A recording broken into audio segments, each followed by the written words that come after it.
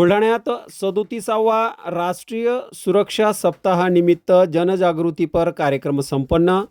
राष्ट्रीय सुरक्षा सप्ताहाच्या निमित्ताने सार्वजनिक बांधकाम विभाग व बुलढाणा अर्बनच्या संयुक्त विद्यमाने बुलढाणा बसस्थानक परिसरात जनजागृतीपर कार्यक्रमाचे आयोजन करण्यात आले होते।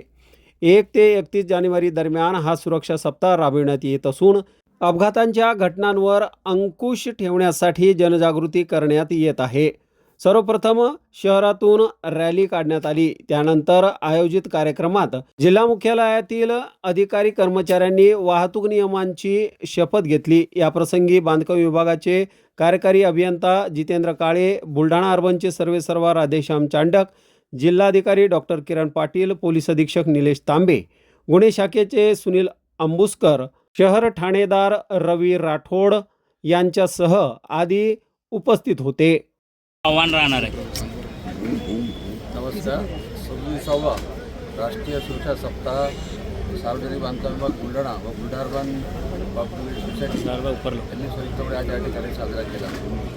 या कार्यक्रमाच्या निमित्ताने रस्त्यावर अपघात व त्यासाठी एखादी काळजी यासाठी सगळ्यांना संदेश देण्यात आला। त्याबाबत पथनाट्य या ठिकाणी साजरा करण्यात आला। मुळात प्रश्न असा आहे की आम्ही सगळे लोक पाश्चात्य देशाची भोगवादी संस्कृती शहराच्या फार लवकर स्वीकारतो। पाश्चात्य देशामध्ये जी लायसन्स देण्याची प्रथा आहे तिचा स्वीकार आम्ही करत नाही। त्या ठिकाणी सहजासहजी लायसन्स मिळत नाही। आमच्या इथे सहज लायसन्स मिळते आणि त्यामुळे रोज वर्तमानपत्रात जर अपघात आपण वाचतो। आजही मी बघितलं आहे की आज 11 तरुण मुलं महाराष्ट्रामध्ये मोटरसायकल आपल्या आणि कारच्या अपघातामध्ये गेलेले आहेत। त्याला जशी ती मुलं कारणीभूत आहेत तसे आम्ही सुद्धा त्याला तिथं जबाबदार आहे।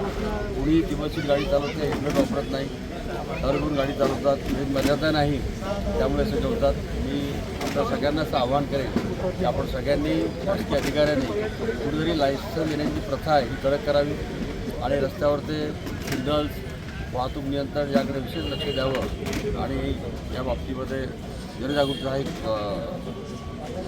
हा एक कार्यक्रम होता।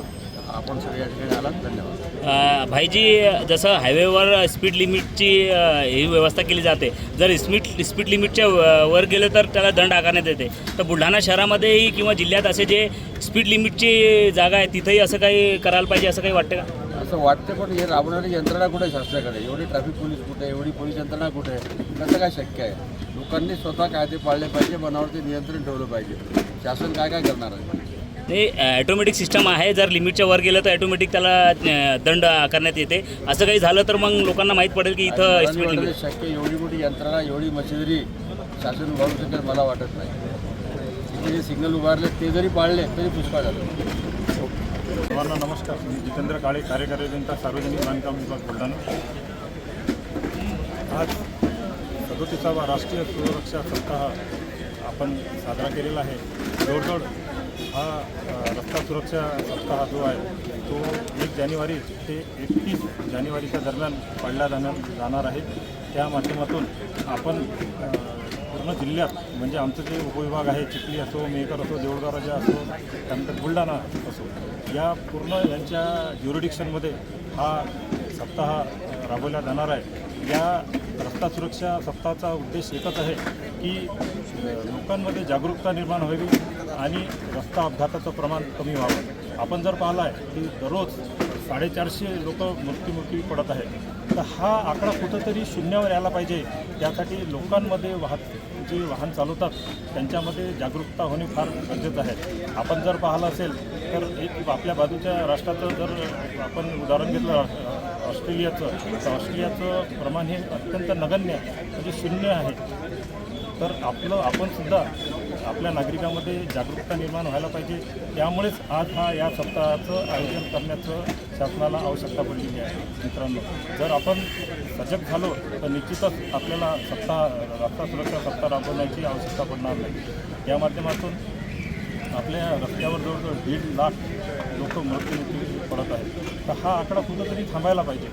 त्यामुळेच आमच्या रस्त्याचा जो आहे, आता रस्ते जवळजवळ आपण पाहिलेले आहेत की आपला नॅशनल हायवे असो, राज्यमार्ग असो किंवा आमचा MDR असो, रस्त्याची कंडिशन चांगली होत आहे, त्यामुळे गतीसुद्धा वाढत आहे। तर ही गती कुठंतरी थांबायला पाहिजे. प्रत्येक ठिकाणी स्पीड ब्रेकर टाकणे हा त्यावरचा पर्याय नाही. स्पीड ब्रेकरचे दुष्परिणामसुद्धा आहेत, कारण त्यामुळे आपल्याला स्पॉन्डिलायटिसचे आजार होतात. त्यापेक्षा आपण स्पीड ब्रेकर टाकल्यापेक्षा त्यापेक्षा नागरिकांनी सजग व्हायला पाहिजे, वाहतुकीचे नियम पाळायला पाहिजे. त्यामुळे निश्चितच अपघाताचं प्रमाण कमी होईल. मी सर्वांना या रस्ता सुरक्षा अभियानाच्या माध्यमातून आवाहन करतो की सर्वांनी रस्ता सुरक्षिततेचे नियम पाळा आणि अपघात टाळा. एवढंच.